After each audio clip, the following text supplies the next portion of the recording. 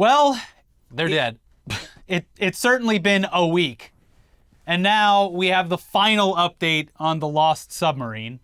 As we said back on Monday, and repeated again in our most recent video, they've been gone for a long time. And luckily for them, it happened instantaneously. There was no chance for recovery. The amount of emergency oxygen never mattered. It was the construction of the submarine itself and the significant depths that sealed their fate. In addition to that update, it turns out that we weren't the only ones who knew it had imploded well before the rest of the world caught on, because the US Navy was listening to the ocean and heard some sounds consistent with an implosion at the exact time that the surface ship lost contact with the submersible. Oh, and so that was what, 4 days ago that happened? Yeah. And we're just finding out now? Anyways, okay. the implosion was confirmed by a debris field near the wreckage of the Titanic and consistent with the diving location of the submersible. With more information regarding these final updates, here's the New York Times. The U.S. Coast Guard said today that a remote-controlled vehicle found debris from the Titan, the vessel that carried 5 people on a deep-sea exploration of the Titanic wreckage over the weekend, indicating a catastrophic implosion. Everyone aboard the submersible was believed to be dead, the Coast Guard said. The discovery effectively ended the international search that began on Sunday after the submersible lost contact. Stockton Rush, the chief executive of OceanGate, which operated the craft, was piloting the vessel. And yeah, this is obviously a tragedy, especially for the passengers. Stockton Rush can burn in hell for all I care. He kind of, in some ways, murdered these people. Yeah, I'd say so. As we've been saying all week, it really seems like OceanGate did everything possible to cut corners and avoid regulations, while at some points bragging about doing that. Yeah. The blame for all of this lays directly on their shoulders. And obviously they're going to be sued into oblivion by the deep-pocketed relatives of these deep-pocketed victims. Yes. I mean, just watch. It's so funny. Like, it's not funny, but even, every day people dig up new stuff. Even like after the announcement, like, no, they're officially dead, people are still going through and like finding even more evidence that this was bound to happen. But yeah, just watch this quick video of the CEO of the company at some point in the past, when he was alive, explaining how he would like to be remembered. I'd like to be remembered as an innovator. I think it was General MacArthur said, "You're remembered for the rules you break." And I've broken some rules to make this. I think I've broken them with logic and good engineering behind me. The carbon fiber and titanium, there's a rule you don't do that. Well, I did. And just to reiterate the amount of hubris on display here, we're going to show another clip of this guy doing an interview with CBS where he describes his submarine as unsinkable, just like the Titanic. Here, take a look. Oh my God. Rush says his submersible is one of the safest forms of transportation in the world. You believe the Cyclops 2 is pretty much invulnerable. By the time we're done testing it, I believe it's pretty much invulnerable. And that's pretty much what they said about the Titanic. That's right. Isn't it ironic? And here's one where he handed the controller, the Logitech controller, over to some untrained vloggers who then operated the Titan sub, repeatedly failed at navigating it, and then, oops, accidentally ran it into the ocean floor. Here you go. I need to go a little bit up before... No, you might have to go up a little bit. You're okay. You're pretty good height, but just don't get much lower than this. So just inch forward. I'm trying to go up. Are you pulling back on it? You dead man. You gotta push the dead man all the time. Oh, so... All the time. All the time you gotta hold that or it does nothing. Now pull up on that left stick. Oh shit, I'm very bad at this.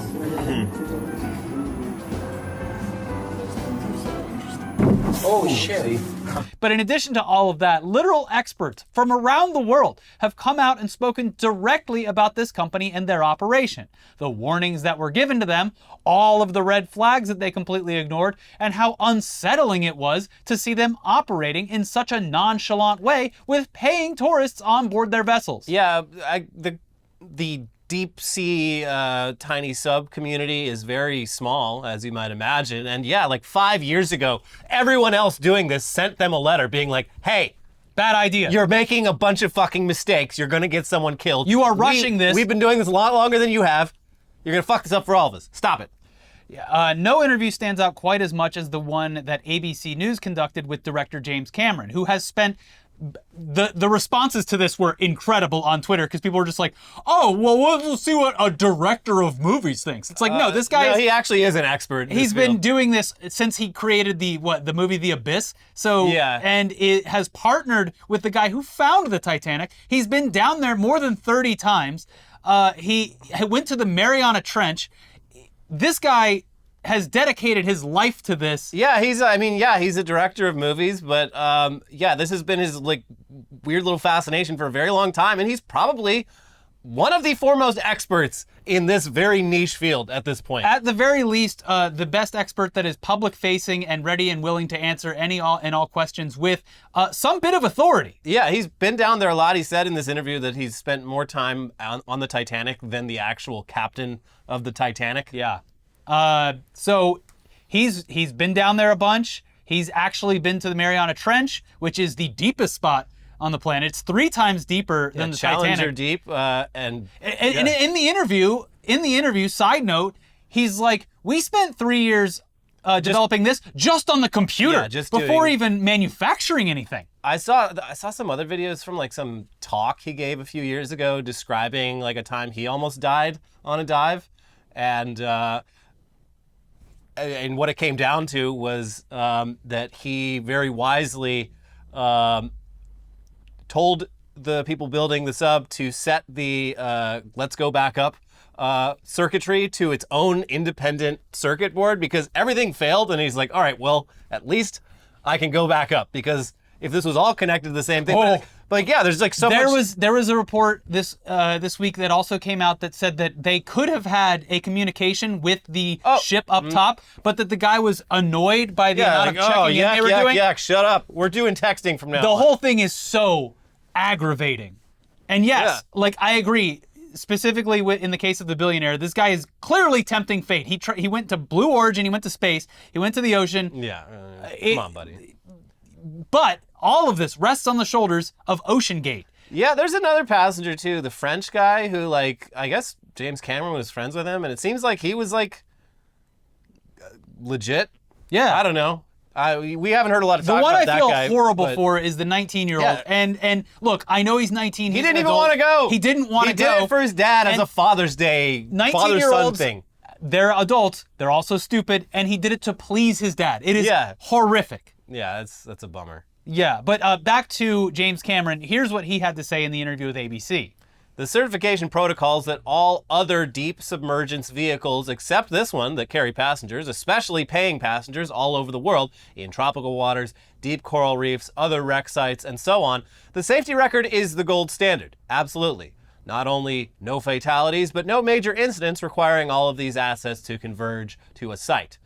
He then talks about all the precautions that he and his team personally took in regards to their submersibles, including the one that dove to the Mariana Trench, which is 3 times deeper than the wreck of the Titanic. And he adds, many people in the community were very concerned about this sub, and a number of the top players in the deep submergence engineering community even wrote letters to the company saying that what they were doing was too experimental to carry passengers and that they needed to be certified and so on. So I'm struck by the similarity of the Titanic disaster itself, where the captain was repeatedly warned about ice ahead of his ship, and yet he steamed at full speed into an ice field on a moonless night. And yeah, isn't it fucking ironic? Yeah. You can watch our video from yesterday if you want some more in-depth information on just how badly this thing was engineered and all of the shortcuts that were taken. But we'll at least reiterate the fact that not one, but 2 employees tasked with safety testing the sub had voiced concerns before being fired from the company. Yeah, sounds like negativity. We don't like that here. Give me the youngest engineers you can find. Yeah. None of these old white guys, am I right? But another update over the past 24 hours that has really thrown people for a loop. Apparently, at least one agency was aware that something catastrophic had taken place and that the rescue efforts were likely pointless. The United States Navy apparently detected the sound of an implosion right around the time the submersible went missing. Here's the Wall Street Journal with more on that. A top-secret military acoustic detection system designed to spot enemy submarines first heard what the U.S. Navy suspected was the Titan submersible implosion hours after the vehicle began its mission, officials involved in the search said. It continues. The Navy began listening for the Titan almost as soon as the sub lost communications, according to a U.S. defense official. Shortly after the submersible's disappearance Sunday, the U.S. system detected what it suspected was the sound of an implosion near the debris site discovered Thursday and reported its findings to the commander on site, U.S. defense officials said. The U.S. Navy conducted an analysis of acoustic data and detected an anomaly consistent with an implosion or explosion in the general vicinity of where the Titan submersible was operating when communications were lost, a senior U.S. Navy official told the Wall Street Journal in a statement. While not definitive, this information was immediately shared with the incident commander to assist with the ongoing search and rescue mission. The Navy asked that the specific system used not be named, citing national security concerns. Yeah. So, kind of an important thing to point out, although it wasn't conclusive. They didn't know for sure. And if the Navy was like, hey, don't worry about the search, they're all dead. Everyone would have been like, okay, well, why don't you have a little faith, Navy? Yeah. Why don't we believe a little bit? You're right that it wouldn't have made really any difference. No, everyone would have still been clamoring for a massive search, which took place. It is interesting that they, the banging or the tapping or whatever, like they put a lot of weight on that when like it seems like they really probably should have just downplayed that a little bit more. Everyone was definitely huffing a little bit of hopium. It's like, well, could that banging be the people in the sub? Like, I guess it could be anything. It could be kind of fucking anything. It turned out that what they think it was just one of the many ships involved in the rescue operations. Oh. The search and rescue. Just anything hitting that or anything at all. It's a big ocean. There's a lot of stuff in it. And sound travels, as you can see in this Navy report, sound travels quite well in it. So that's how the whales communicate. So, like we said days ago, if this thing was floating near the surface, surely there would have been some sort of communication available, but anything going wrong at a certain depth would clearly have resulted in instantaneous implosion. And according to reports, they lost contact with the sub when it was already at or near the depth of the Titanic. Well, so at least they got to see it before they were vaporized. They didn't even realize they died. It was that fast. They were saying it was 30 milliseconds or something. Yeah, a fifth of a second or something. It's something that is your brain cannot comprehend what is happening in the amount of time. Although, again, as I pointed out, there might have been some signs in the moments before that I don't even think creaking or a crack, because any sign of weakness in this thing would have immediately just resulted in the implosion of it. It's that pressurized down there. Well, one can hope. Not trying to be doomers, but it was always unrealistic that they would have been found or rescued. But over on the more bizarre side of this whole story, again, yesterday's episode also includes the insane side story about the stepson of the billionaire on board and how much of a complete weirdo and bad person he is. Partying at concerts, trying to guilt trip Blink-182 into hanging out with him, EDM artists calling him out for being a stalker, him making threats to large EDM events, him arguing with people online, and right after he filmed, he was just dropping the N-bomb. Dropping the N-bomb a few times. Not with the hard R, but still in a way that you're like, you shouldn't be doing that. Yeah, on purpose, and calling himself out, being like, well, I didn't say it with the hard R. Yeah, being very antagonistic. Yeah, and he did that a few times before subsequently deleting his Twitter account, which is arguably the only smart thing he's done this entire week. Should have done that a few days earlier. Should have never posted. Anyways, there's also the numerous conspiracy theories that are manifesting themselves out of this Doesn't it seem a little bit weird that a bunch of billionaires who are working all the time and obviously doing smart, genius things would get into a sub that would later explode? No, it doesn't. Isn't that strange? What did they know about the Clintons? Maybe they're not dead and they went somewhere to hide. Did you think about that? Yeah, there was an account that called out the whole, like, this is going to be filed under woke. There's people that were calling out, like, this is going to be somehow Joe Biden's problem. Yeah, so the Navy knew, but Joe Biden was like, hey, Jack, Hunter Biden just got arrested for some shit, so if you could drag out this submarine thing for a couple days to distract, that would be great. Just insane. Shut up. We don't want to mention any more of them. They are all mind-numbingly stupid, and they'll all be forgotten by next week. So. Yeah, people. The funniest thing was like, isn't it weird that like the news is focusing on this so much? It's like, no, this is fucking catnip for the news. This kind of thing. Anytime someone is missing or trapped somewhere, anything like that is they love it so much. There's been so many examples of this over the years where, like, the biggest one was like around the time we were both like born. There was some girl that like fell in a well, and this was like even before cable news was a thing. This was fucking back, like entire like content blocks of primetime content got bumped so that everyone in America could sit there and see if this little girl got pulled out of a fucking well. There's a natural obsession with the unknown. Yeah. Of will it, won't it? That like that's why this holding out hope thing, though it was unlikely, was perpetuated. Yeah. It's the same thing with fucking, in a fake sense, Balloon Boy. In a real and tragic sense. Yeah, that's another one. The Gabby Petito thing just a few years ago. Yeah. Like, this is made for the news and for the American psyche in particular. I think this was real. I might be wrong. Look at true crime podcasts. There's a reason why they're the biggest things. I'm not sure if this was real or not, but I did see, I think it was CNN had like a fucking oxygen like timer in the corner. Like, everyone their was graphics department whipped up a quick like, currently like 8 hours, 10 minutes, and 5 seconds worth of oxygen. The person who did that should, be handled with the same way as the Fox News Chiron guy. I mean, that is actually in pretty poor taste. But I don't think it was snuck on there. I think it was. Yeah, I know. It's crazy. But one totally bizarre coincidence, however, is once again in regards to the CEO, the one responsible for all this, by the way.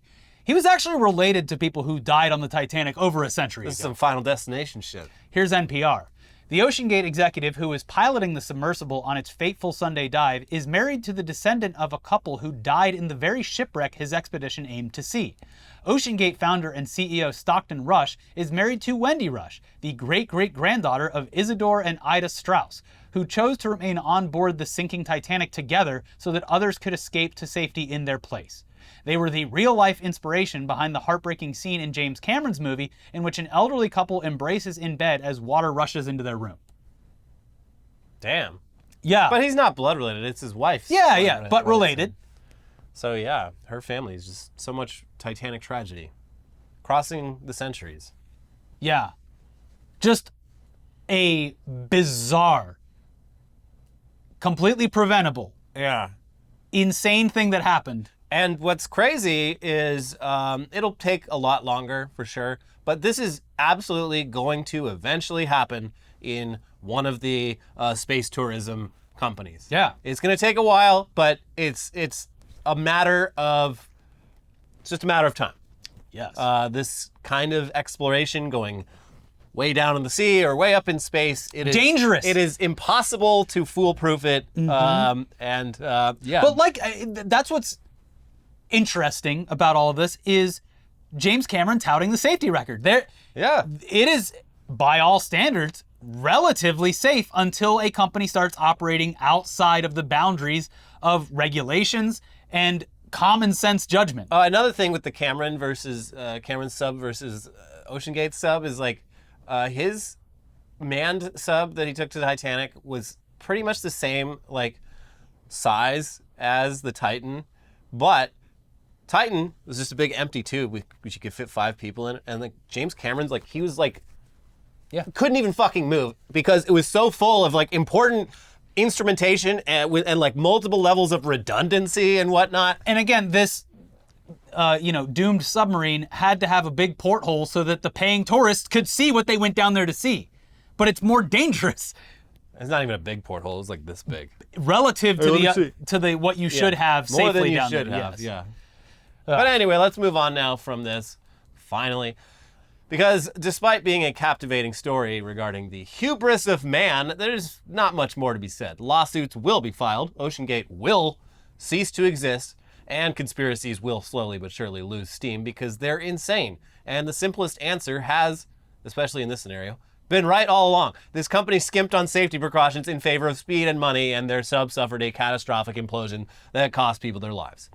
Anyway, now let's check in on the newest, biggest story in this very stupid week. Yeah. In this very stupid universe. Elon Musk versus Mark Zuckerberg. Not in the metaphorical sense. In the literal sense. Elon versus Mark in a no-holds-barred fight to the death. Those are the rules. Okay. Okay, obviously, some holds will probably be barred. They're not intentionally fighting to the death, although I said yesterday, I think Mark Zuckerberg...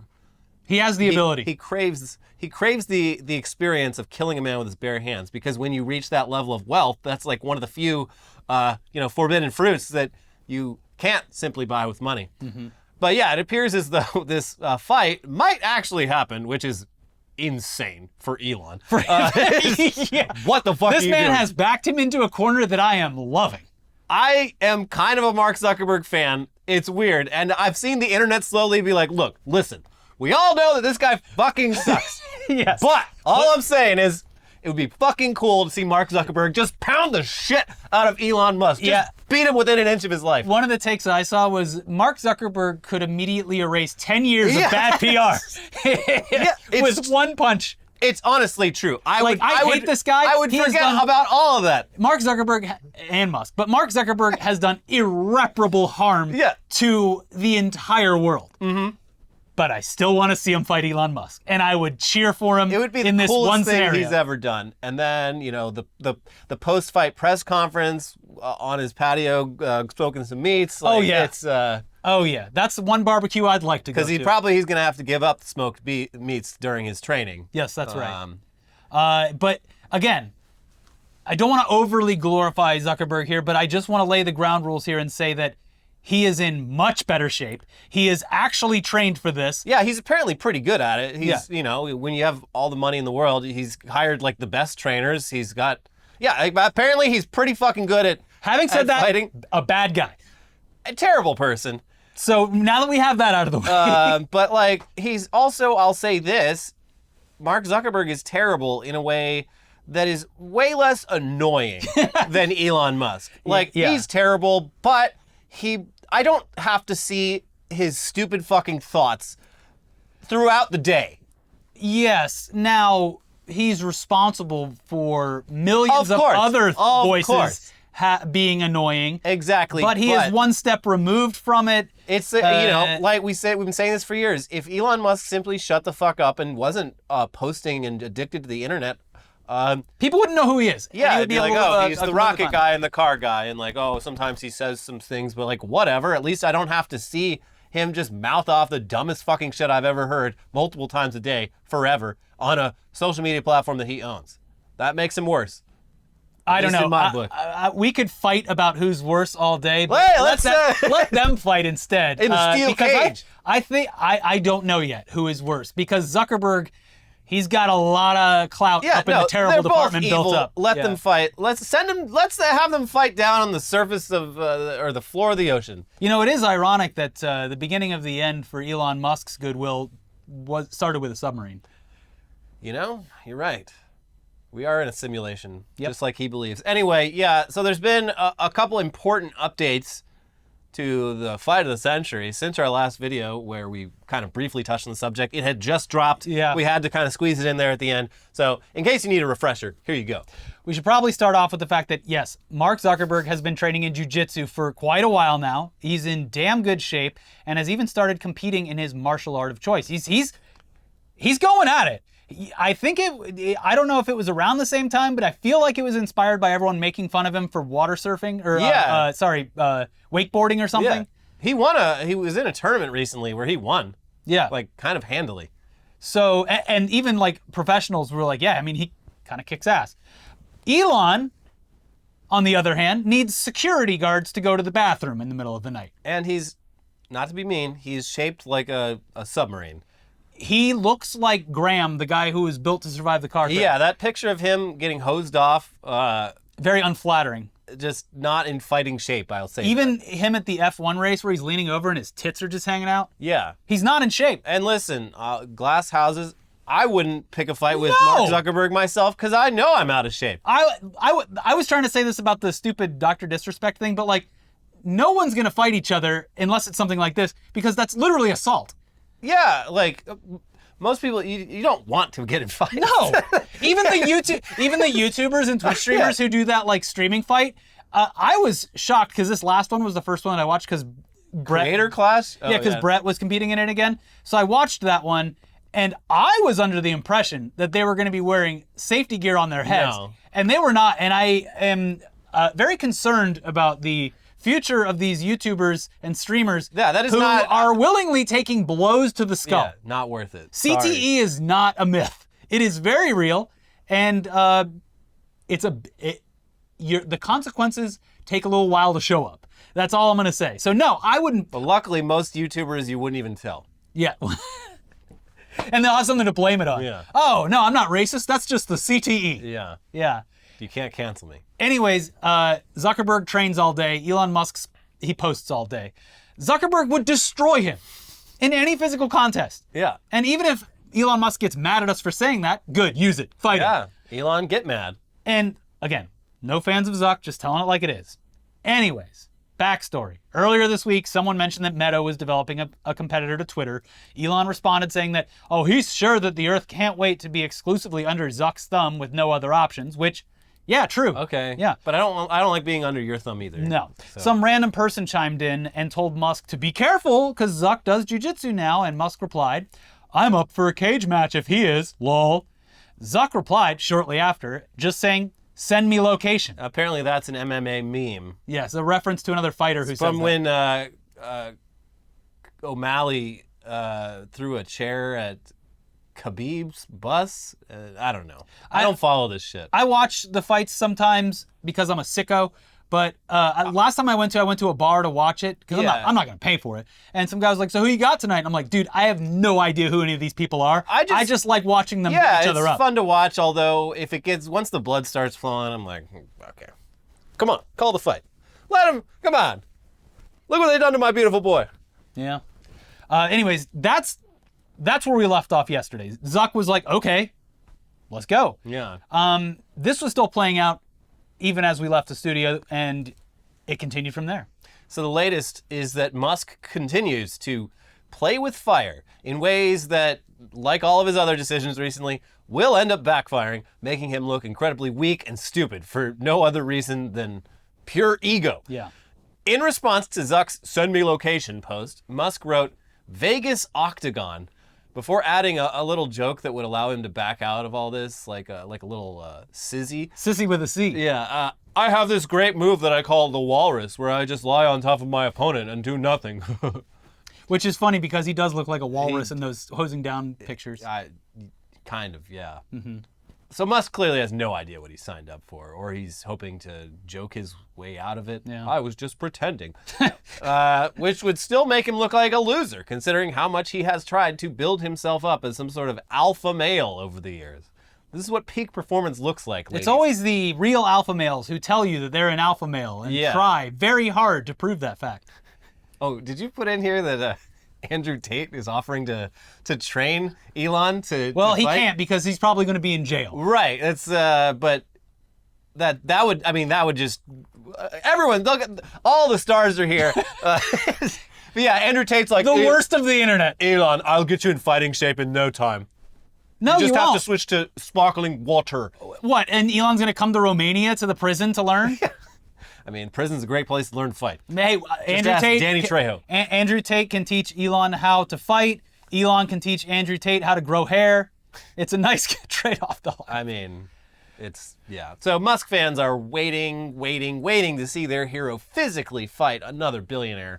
And it would be especially damning if Musk were to back out of this just days after he called out a doctor for not wanting to debate RFK Jr. on Joe Rogan's podcast. I mean, you got to put up or shut up. Yeah, exactly.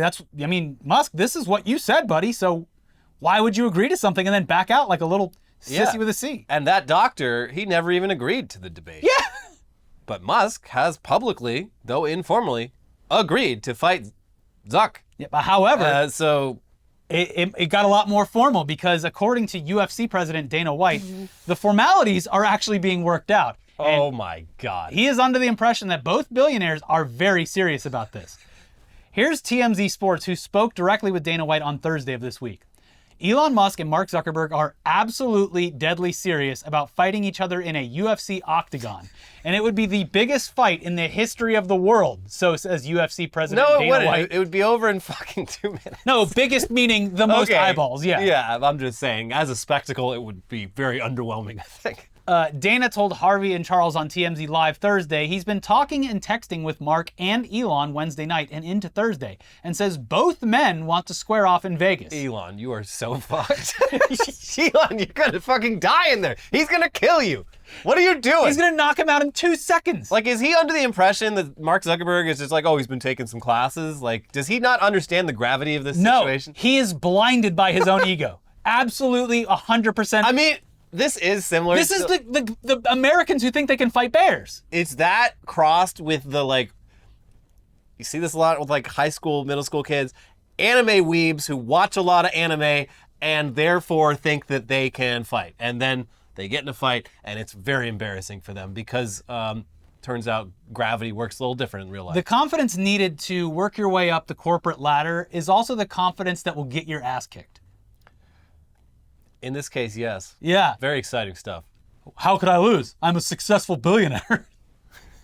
Obviously, that translates into physical prowess with no training. Yeah.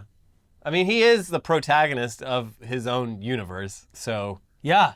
it's like him agreeing to host SNL, which like is just an obviously objectively like bad decision. Like, what are you doing? You're not funny. You can't even prove talk. everyone wrong. You're bad at just talking. What are you doing acting and doing comedy? The one good thing here is if he does agree and decides to start actively training seriously, that it will take some time away from his Twitter habits. I know, it's win-win. Yeah, why was I posting so much? I'm much happier being in shape and outdoors. I mean, this might be good for him. Yeah. And I don't care about him. I don't want what's good for him, but I'm just saying, this could be good for all of us, Elon. Yeah.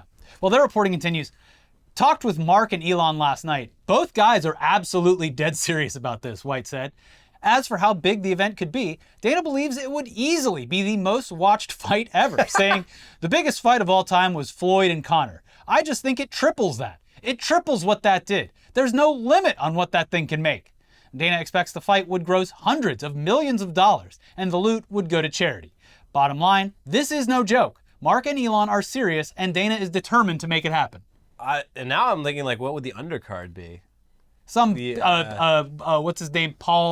Jake Paul versus someone. Yeah, you get the Paul brothers in there. But, like, that's another one where it's like... Dr. Disrespect versus Hassan. Fuck it, fine. Yeah. Yeah.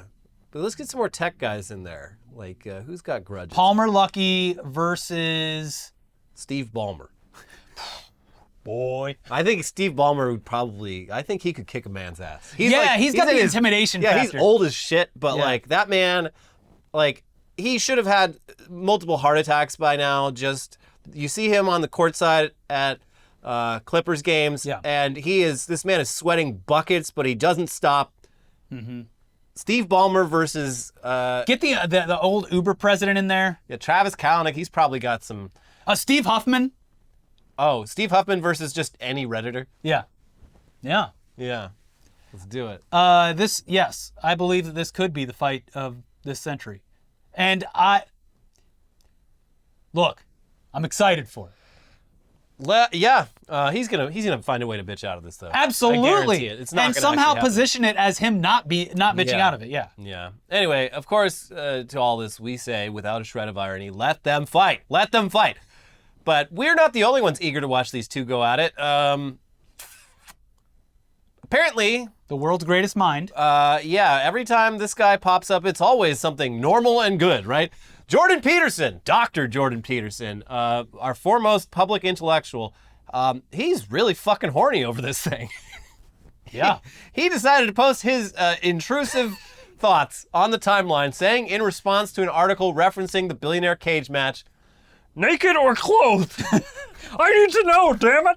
And then followed up that tweet a full 5 hours later, because he'd just been thinking about it all day. Yeah. Followed it up with, and there should definitely be oil involved. Happy Pride Month, everyone. He already came once, and then he came back to the discourse to jerk off one more time. He's so fucking And weird. you know what would make it even better?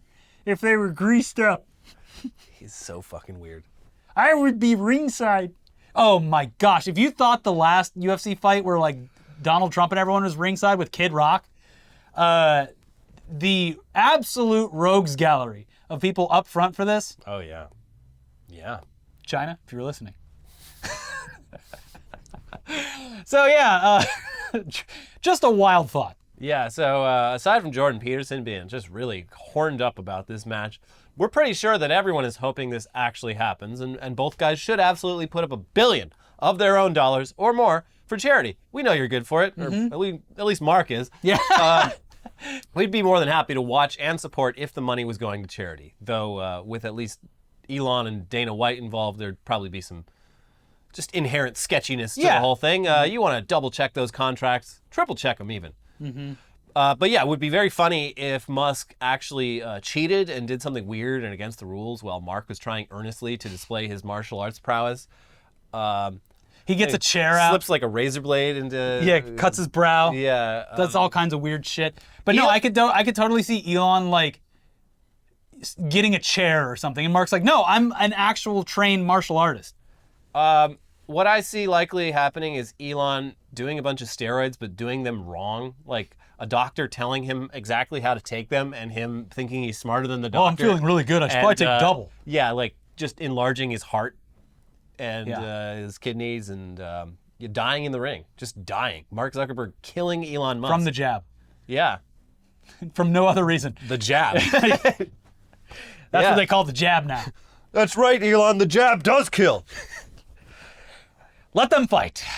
But speaking of people who we would like to see keep fighting, Marjorie Taylor Greene and Lauren Boebert seem as though they are not on good terms currently. Cat fight. Wow. Apparently Marge got into Boebert's face. There's the undercard. Yeah. Oh, here we go. Yeah. Got into Boebert's face this week on the floor of the house and called her a, quote, little bitch. I mean, in this, MTG would absolutely kick Lauren. Oh my God, yes. Because she's she's a what is it? CrossFit? CrossFit freak. Yeah, this is another completely, skewed battle. She's another one where like in like 10 years, none of her joints are going to work because she does CrossFit. But in the meantime. But for now, yeah, she has the strength. Yeah. Honestly, we've been so preoccupied with that damn submarine that it's been hard to follow these two's petty squabbles. But it is good to see that the GOP is still finding plenty of time to tear itself apart from the inside. Here's the Daily Beast with more on this and hopefully some context. The messy feud between two of MAGA world's biggest stars burst into public view on Wednesday when Representative Marjorie Taylor Greene of Georgia called Representative Lauren Boebert of Colorado a little bitch to her face on the floor of the U.S. House of Representatives. The angry exchange came as the two lawmakers have been swiping at each other over their competing resolutions to impeach President Joe Biden. You want the same thing, you dumb bitches. You're both stupid little bitches. God damn it. Now! Shut up. We're going to impeach him my way, Lauren. But tensions came to a head on Wednesday after Boebert leveraged a procedural tool to force a vote on her own impeachment resolution within days, undercutting Greene, who had offered her own resolution, but not with the procedural advantage of forcing a vote. So again, sounds like Boebert's version was better. Marjorie. And once again, like with the other fight, this comes down to ego. They both just want their name on the person who was able to. This isn't even going to be a thing that actually happens, but they want their name on the documents that said that they filed this. On what grounds are they looking to impeach Joe Biden? I'm sure it's stupid, whatever it is. Yes. Whew. This is just going to happen. Every president is going to be impeached. Yeah. From now until the fall of the republic, which is, I don't know, 10, 20 years. Yeah, we said that during the last election. Like, there's no president that doesn't get impeached from here on out. Yeah. And no Supreme Court justice will ever be appointed to the Supreme Court without, like, a fucking trifecta majority of power. Well, they should probably dismantle that whole thing. Especially with a lot of the recent revelations that keep coming out. Yeah, it's a real shit show down there. Not a lot of faith. Turns out a lot of quid pro quo going on down at the Supreme Court. Turns out not every system of government made 250 years ago worked out all the kinks before putting pen to paper. I love that in the most innocent sense that you could think of, these judges are stupid because they don't understand that they're being taken advantage of by billionaires. And that's in the most innocent context that you could think of. I'm sure that it's more nefarious than that. I'm sure they're aware of what they're doing. Alito, the other justice who now is under this same scrutiny as Clarence Thomas, he's like, well, if I didn't take a ride on the private jet, like that seat would have been empty. So. Oh, I'm not allowed to go fishing with my friends? Anyway, Marjorie Taylor Greene apparently cursed out Lauren Boebert while the House was voting Wednesday afternoon as the two spoke in a center aisle of the House floor. Part of their interaction was captured on C-SPAN's cameras. And we're going to play that clip now in the background while we continue with the article. According to two sources that saw the exchange and a third familiar with the matter, the back and forth began when Boebert approached Greene, then seated in the chamber, and confronted her over statements you made about me publicly. I heard you were talking shit, bitch. All three of the sources said Greene called Boebert a bitch. One of the sources said Greene called her a little bitch.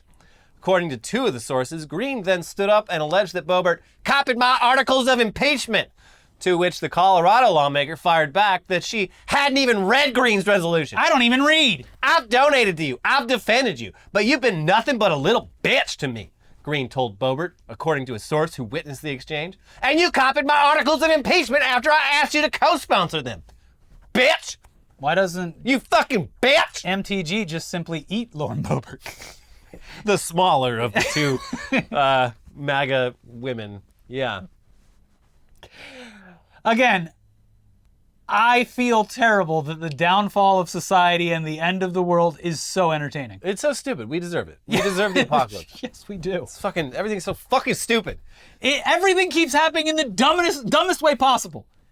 Every bit of reality for the past God knows how long has been the dumbest outcome. We deserve Armageddon. We've earned it. Woo! Can't say we didn't earn it, folks. No participation trophy here. We earned this one. Anyways, we unfortunately have to check in on Moms for Liberty now, which is a quote-unquote conservative parents organization. It's a hate group that has been around for just a few years, but let me guess. Moms for Liberty, they want children to be able to make their own decisions. They want children to have the liberty of, living in a free society and not being under the thumb of their parents, right? Is that what Moms for Liberty is about? Or is it the complete opposite of what I just said? Despite being around for just a few years, they have done immense damage to our public schools in their relatively short existence through targeted harassment and violent threats, and also extremely loud, angry protests that have led to pointless book bans. They are, and have been since their inception, a hate group masquerading as a parents' rights group. And they make their fringe beliefs seem much more mainstream than they really are by organizing a small but very vocal group of people, which is constantly growing because they, again, present themselves as an advocacy group for concerned parents. We're just concerned parents. Hardest job in the world, being a mother. Anyways, that group just straight up quoted Adolf Hitler in their most recent newsletter. And they didn't even try to hide it. They literally attributed the Hitler quote to Hitler on the front page of their newsletter. Huh. Here's NBC with more. A local Indiana, well, there's your problem. Indiana chapter of Moms for Liberty, a national conservative parents organization, apologized on Thursday for quoting Adolf Hitler in a newsletter. The Hamilton County chapter of Moms for Liberty quoted Hitler's remarks at a 1935 rally on the front page of its new newsletter on Wednesday. The quote, placed directly below the masthead, read, "He alone who owns the youth gains the future." After the Indianapolis Star first reported this story on Wednesday, the local chapter of Moms for Liberty added additional context to the original newsletter, saying the quote from this horrific leader should put parents on alert. If the government has control over our children today, they control our children's future, the note read. A day later, Paige Miller, the chapter's leader, apologized for quoting the Nazi leader in a statement posted to the Moms for Liberty Facebook group. "We condemn Adolf Hitler's actions and his dark place in human history," Miller wrote. "We should not have quoted him in our newsletter and express our deepest apology." Whoops. Sorry we quoted Hitler, but, For some reason, the words did really resonate with us and really makes you think, though, doesn't it? Very strange how that works. Interesting. Concerning. Looking into it. And I would be curious to see the moderated comment section of that Facebook post, because I'm sure that there was at least one or two Moms for Liberty that were like, why would you apologize? That's what the mainstream media wants you to do. I'm telling you, American white motherhood is the shortest path to fascism currently available to American society. Yeah. It's not even close either. But let's do a story that's positive to counteract everything else we've covered today and also this week. Come on, positive story. Let's go. Remember that highway in Pennsylvania that completely collapsed after a tanker truck caught fire under it?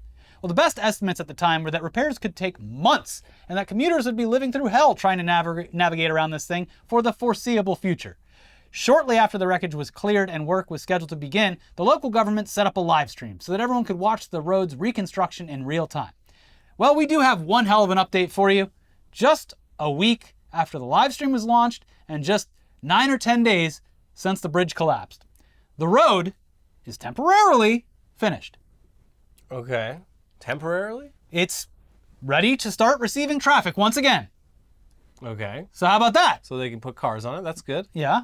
Again, this is just a temporary fix while the entire road project is completely fully fixed. That's a great turnaround. I'm going to head down to the local Caltrans office and knock on the door and say, hey, get a load of what they're doing over in Pennsylvania. Have you seen that? Wow. Hey, we just how'd they fucking do that? We just got the Azusa to Long Beach line, baby. Well, that's the metro. Yeah.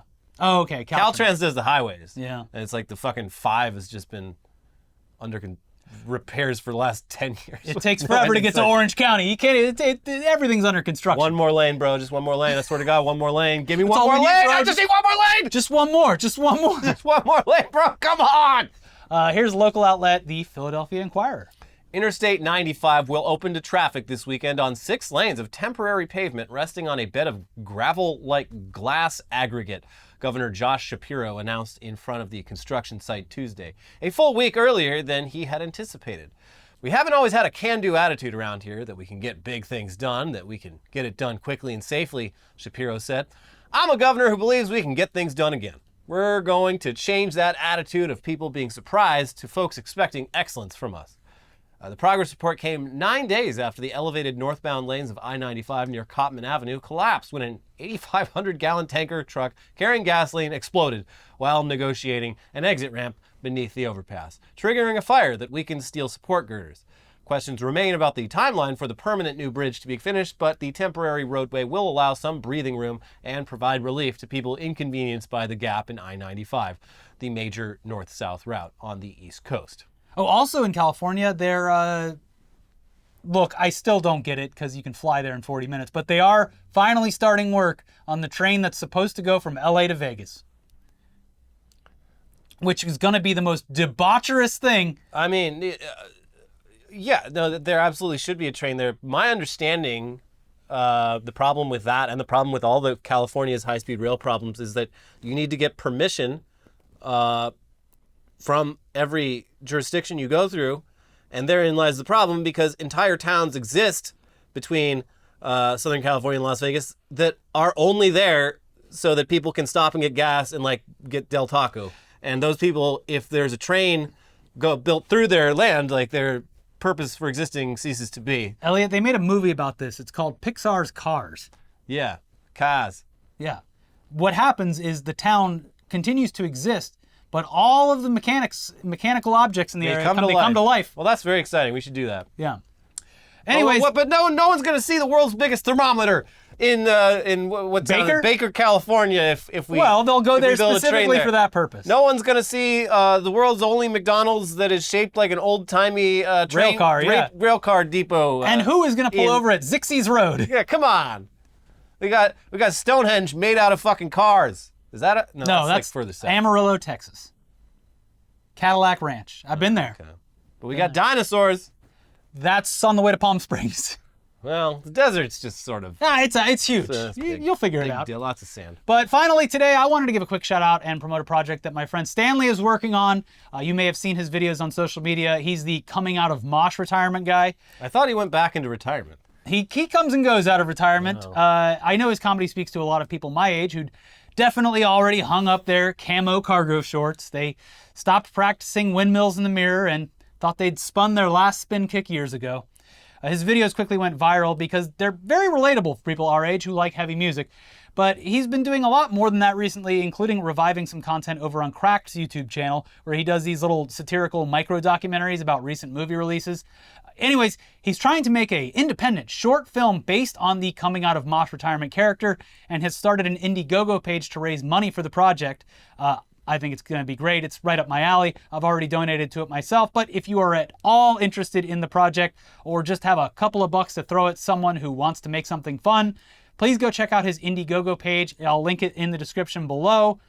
Check that out. At least watch his trailer, see if you're interested. And if you want to support and can afford it, I am very sure that he would appreciate it. He's close to his goal, is halfway there. So if you think you'd enjoy that, let a filmmaker do his thing. Hell yeah. There you go. That's it for this week's episode of News Dump.